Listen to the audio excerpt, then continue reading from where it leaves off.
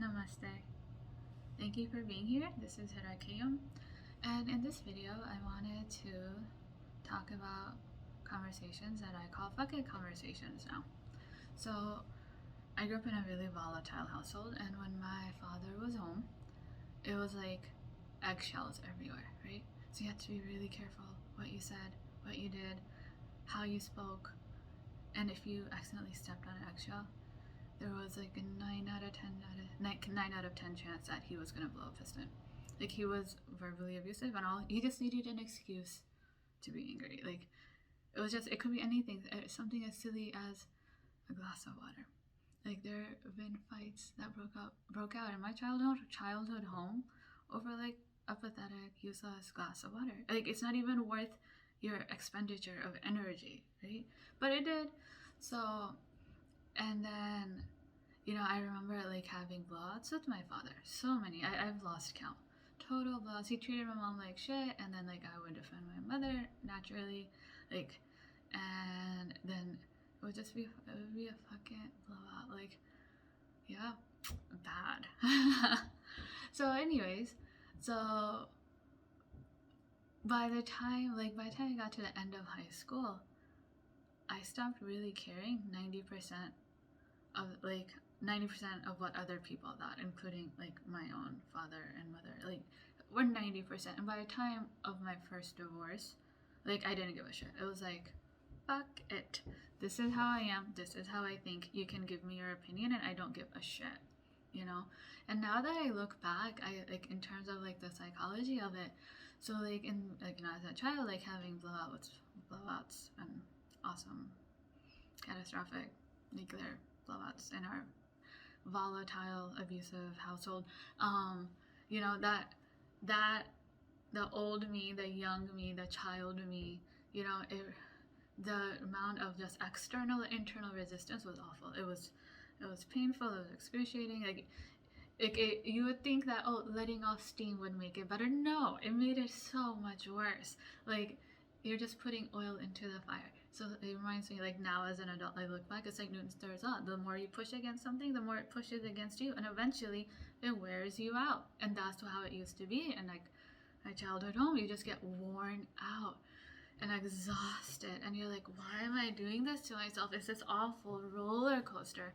Like, week in, week out, week in, week out, you're having these blowouts, sometimes multiple times a week. And I'm like, holy fuck, like, what an awful cyclical cycle, like I went through, and now, like, I realize when someone's talking to you, you're not only are you having this physical conversation with them, but you're also having a mental conversation within yourself where you're processing what they're saying, and you're also filtering it through your beliefs and what you are, your own worldview. And if you don't agree with them, like in my case, like my father, he's no longer in my life, but like, if you don't agree with them, all of a sudden you start your own mental dialogue. You're like, no, I don't agree with you. Like, this is no. And then maybe you're nice and you're respectful and you let the other person finish, but then there's probably a really good chance you're gonna counter them, right? And if not verbally, you are countering it mentally. And even that mental resistance still plays into Newton's third law, right? So you're like pushing against it. You're like, no, I'm right, you're wrong. And most people, including myself, the old me, was like, I need to convince you that I'm right, and you need to verbally agree with me that I'm right. But it goes back to Newton's third law. Like, there's so much pushing against, so much resistance. And wouldn't it be amazing that if we just stopped resisting? We just dropped it. We were like, you know what? I don't care. Like, I don't care what you think. I don't care what your beliefs are. I don't even give a fuck what the heavens think. What's right, what's wrong, I decide for myself. And you don't even need to verbalize this to anyone. So now, like, my mom and I have very different outlooks on life. We get along, really well, and I love her, and I know she loves me, but like, we don't agree on many, many, many, many things. Most things in life, we have a very different outlook.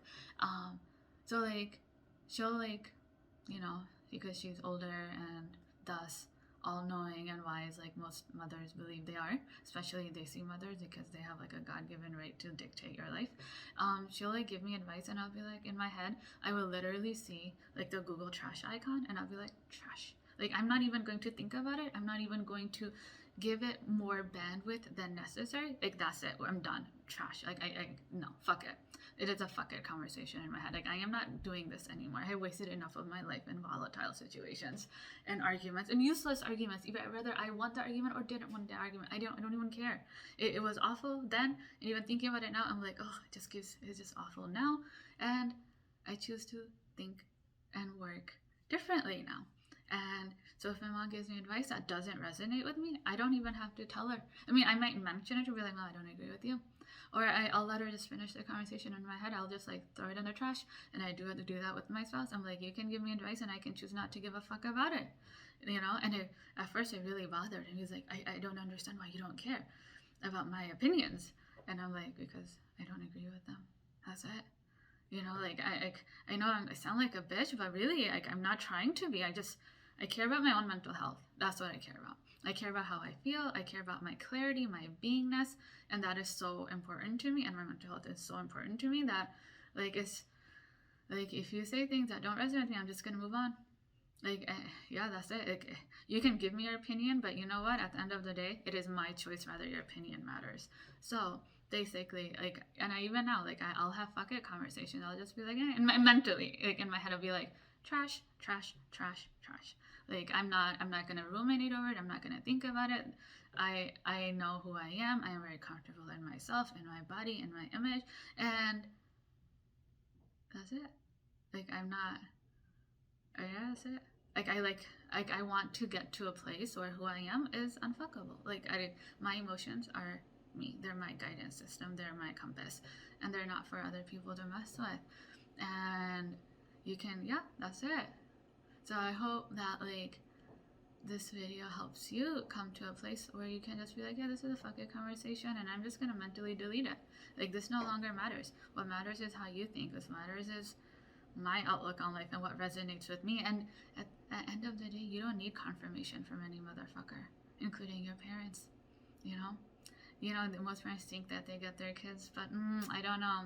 I haven't really met these unicorn kids who actually believe that their parents get them. I'm sure unicorns exist. I guess maybe in the ghetto. I don't know. I didn't really ever meet them. And even as an adult, like, I don't live in the ghetto anymore.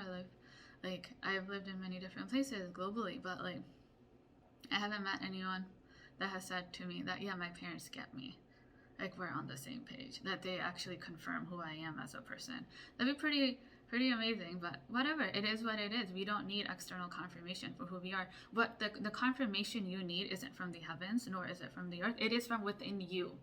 Your confirmation of yourself comes from you.